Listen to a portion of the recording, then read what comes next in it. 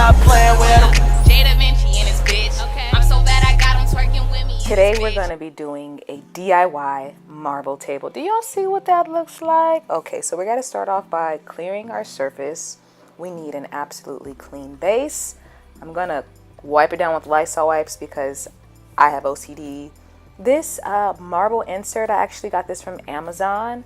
You're gonna need one of these. I'm gonna link a few options in the description just in case you wanted to know, but you're literally going to fit the table. You're gonna cut wherever all the excess that you don't need, and yeah, they might have one that actually fits the entire table, but I'm cheap, so you got to just make sure wherever you're going to just peel there's like adhesive. You're going to take the peel.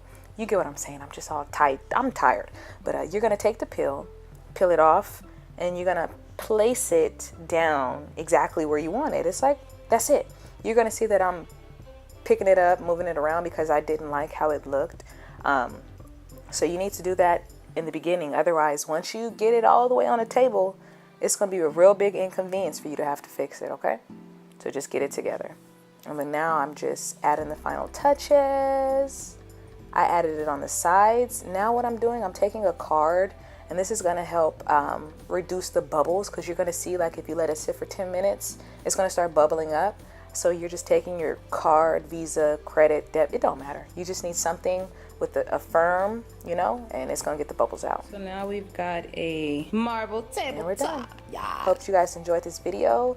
Don't forget to check out my DIY vanity. I'll link it in the card. I'm designing to the fit, and if you want me at your party, man, just text me that.